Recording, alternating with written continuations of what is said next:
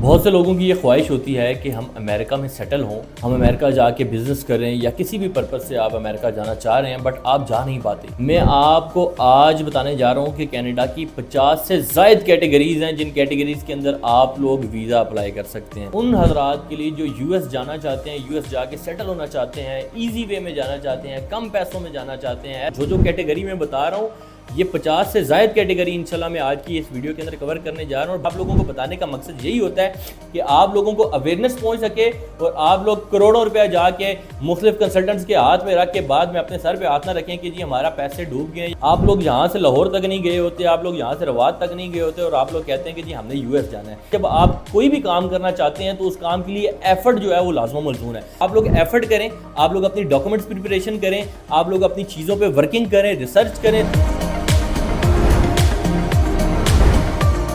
बहुत से लोगों की ये ख्वाहिश होती है कि हम अमेरिका में सेटल हों, हम अमेरिका जाएं, हम अमेरिका जाके बिज़नेस करें या किसी भी पर्पज़ से आप अमेरिका जाना चाह रहे हैं बट आप जा नहीं पाते। उसकी सबसे बड़ी रीज़न ये है कि आप लोगों को पता ही नहीं है कि आप लोगों ने जाना कैसे है। मैं आपको आज बताने जा रहा हूँ कि कनाडा की 50 से ज़ायद कैटेगरीज़ हैं जिन कैटेगरीज़ के अंदर आप लोग वीज़ा अप्लाई कर सकते हैं। मैंने एक प्रॉपर रिसर्च किया है, रिसर्च के साथ साथ मैं आप लोगों के सामने ये रिसर्च रखूँगा और ये वीडियो उन हजरात के लिए जो यूएस जाना चाहते हैं, यूएस जाके सेटल होना चाहते हैं, इजी वे में जाना चाहते हैं, कम पैसों में जाना चाहते हैं, ऐसे जाना चाहते हैं कि वो लोग कहें कि हम बाआसानी जो है वो यूएस जा सकें। उसके लिए आज की ये वीडियो हम कंप्लीट डिटेल में आप लोगों के सामने रखने जा रहे हैं। वीडियो शुरू होने से कबल मेरी आप तमाम अहबाब से दरख्वास्त है कि जिन लोगों ने अभी तक हमारा यूट्यूब चैनल सब्सक्राइब नहीं किया वो कर लें ताकि आने वाली वीडियो से आप लोग बाखबर रह सकें।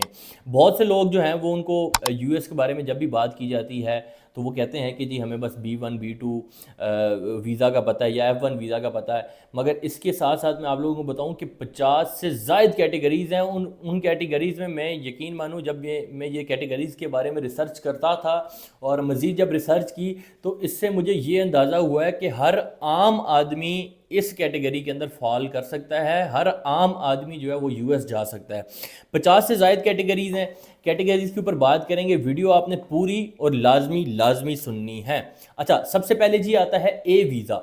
यूएस प्रोवाइड करता है जी ए वीज़ा उन लोगों को जो लोग डिप्लोमेट्स हैं या जो लोग जिनके पास डिप्लोमेटिक पासपोर्ट होता है, जिनके पास ब्लू पासपोर्ट होता है, या कोई भी सरकारी ओहदेदारान जो होते हैं वो लोग जब भी यूएस वगैरह जाते हैं तो वो ए वीज़ा कैटेगरी के अंदर फॉल करते हैं। इसके बाद आ जाता है जी A2 वीज़ा। A2 वीज़ा होता है मिलिट्री पर्सनस के लिए, जो भी आर्मी के लोग हैं, नेवी के लोग हैं, एयरफोर्स के लोग हैं, वो फर्दर कोर्सेज के लिए जब यूएस जाते हैं तो वो A2 वीज़ा कैटेगरी के अंदर शामिल होते हैं।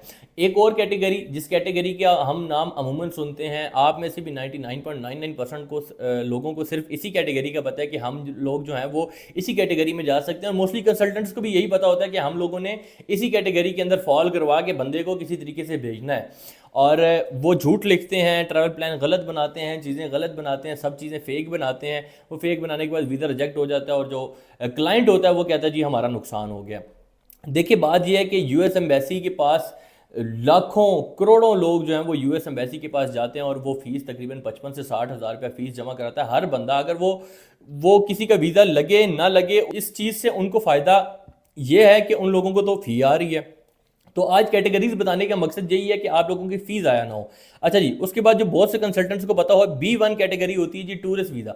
अगर आप लोग कोई टूर प्लान लेकर जा रहे हैं कि जी हम घूमने जा रहे हैं, हम 2 दिन न्यूयॉर्क जाएंगे, हम वेगस जाएंगे या हम किसी भी स्टेट के अंदर जाएंगे, आप अपना पूरा ट्रैवल प्लान शेयर करते हैं और वो आप लोगों को मिलता है टूरिस्ट कैटेगरी का वीज़ा जो होता है B1 कैटेगरी। उसके बाद होती है जी B2 कैटेगरी। B2 कैटेगरी होती है जी बिजनेस मीटिंग की। मेरी कोई भी बिजनेस मीटिंग है, आप एम्बेसी को ये चीज़ बताते हैं कि जी मैं फलाना बिजनेस करता हूँ और मैं इस बिज़नेस के हवाले से इस बंदे से मेरी मुलाकात है, इन लोगों ने मुझे इन्विटेशन दिया हुआ है, मैंने फर्दर अपने बिज़नेस को ग्रो करना है या कोई भी चीज़ है, वो बिज़नेस मीटिंग के लिए जो यूज़ होता है वो होता है B2 वीज़ा। इसके साथ साथ B2 वीज़ा एक और कैटेगरी में भी यूज़ होता है कि मेडिकल के लिए। मिसाल के तौर पे कोई भी आप सर्जरी करवाना चाहते हैं, कोई इलाज करवाना चाहते हैं, कोई चेकअप करवाना चाहते हैं, जिसकी ट्रीटमेंट पाकिस्तान के अंदर नहीं है या जिसके बेहतर डॉक्टर्स जो हैं वो यूएस के अंदर मौजूद हैं और आपका उनसे रब्ता हुआ है और आप प्रॉपर उन ग्राउंड्स पे फॉल कर रहे हैं तो आप B2 कैटेगरी के अंदर जा सकते हैं अपना मेडिकल चेकअप के लिए। अच्छा जी, इसके बाद आ जाता है C वीज़ा।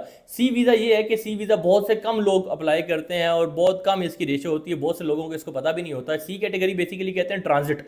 जब आप यूएस से ट्रांजिट लेके फर्दर आगे किसी भी कंट्री के अंदर जाते हैं, आप कनाडा जाते हैं या किसी भी कंट्री के अंदर यूएस से ट्रांजिट लेते हैं, आपको एक ट्रांजिट मिलता है 3 से 4 दिन का या 5 दिन का ट्रांजिट मिलता है, उसको सी कैटेगरी बोलते हैं।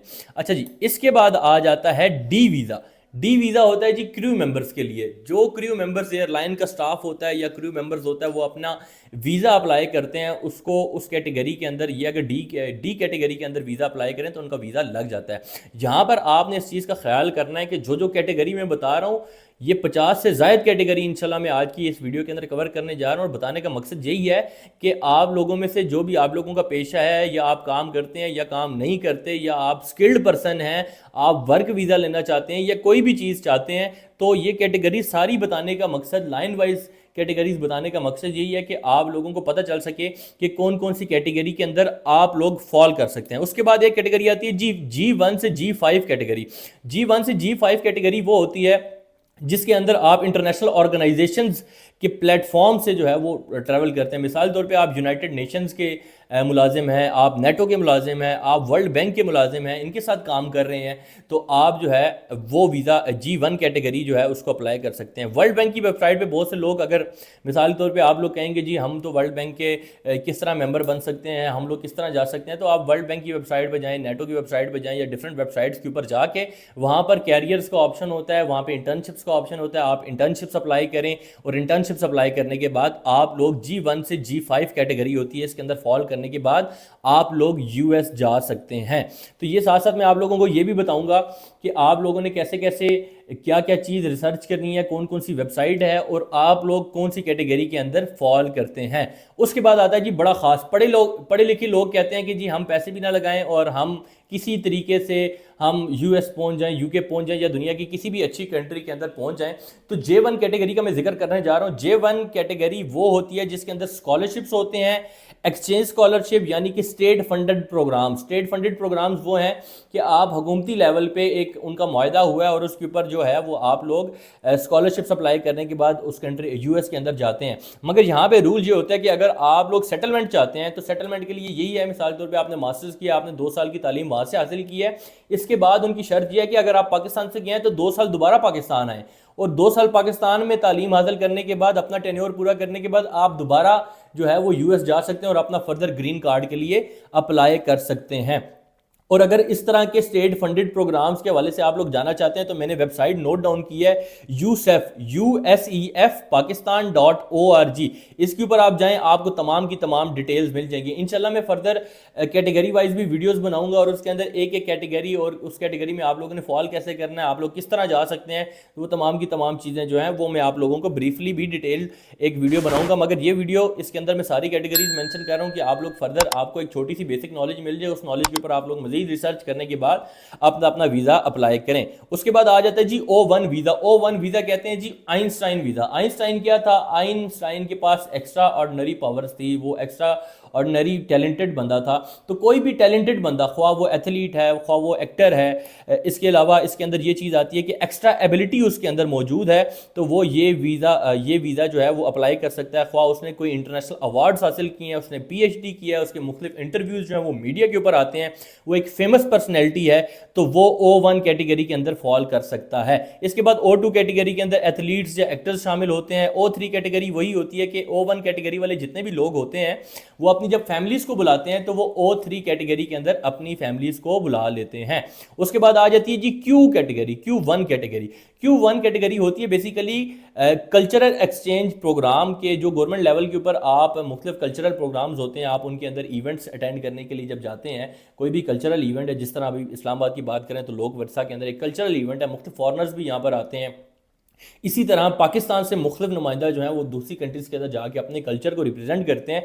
तो जो कल्चरल प्रोग्राम्स होते हैं उनके अंदर जाने के लिए आप लोग Q1 कैटेगरी को चूज़ कर सकते हैं। उसके बाद जी अगली कैटेगरी मैंने लिखी है, बड़ी ख़ास कैटेगरी है, बड़ी इंपॉर्टेंट कैटेगरी है, उसका नाम है जी L1 कैटेगरी। L1 कैटेगरीज वो होती हैं कि जो बड़ी कंपनीज, जिनकी डिफरेंट कंपनीज में जॉब्स होती हैं, लाइक मिसाल के तौर पे आप जेरी फेडेक्स के एम्प्लॉय हैं, आप माइक्रोसॉफ्ट पाकिस्तान के एम्प्लॉय हैं, या आप गूगल के एम्प्लॉय हैं, या आप अमेजॉन दुबई के एम्प्लॉय हैं तो आप लोग इस कैटेगरी के अंदर फॉल करते हैं। आप लोगों के इस कैटेगरी में जब आप जाते हैं, मिसाल के तौर पे पाकिस्तान में भी उनका ऑफिस है और उनका यूएस में भी ऑफिस है, या आप दुबई से हैं तो दुबई में उनका ऑफिस है और यूएस में भी उनका ऑफिस है, तो आप उनका ऑफिस शिफ्ट कर सकते हैं या आप अपनी जो माइग्रेशन है वो कर सकते हैं। इसके अंदर ये है कि इसके अंदर आपको वर्क अथराइजेशन भी मिलती है और with the passage of time आप अपनी फैमिली को भी साथ लेकर जा सकते हैं। ये बड़ी ख़ास और बड़ी अच्छी उन लोगों के लिए है जो लोग टैलेंटेड हैं, जो लोग अच्छी अच्छी जगह पर जॉब्स कर रहे हैं, उसके बावजूद भी वो लोग ये कहते हैं कि जी हमारा यूएस का वीज़ा नहीं लग रहा। इसके बाद जी अगली कैटेगरी मैंने लिखी है NIW कैटेगरी। ये वो कैटेगरी है, इसके अंदर जो लोग कहते थे कि जी डिग्रियां नहीं होनी चाहिए या कोई इस किस्म की चीज़ नहीं होनी चाहिए, NIW कैटेगरी वो है जिसके अंदर आपके पास डिग्री होनी चाहिए।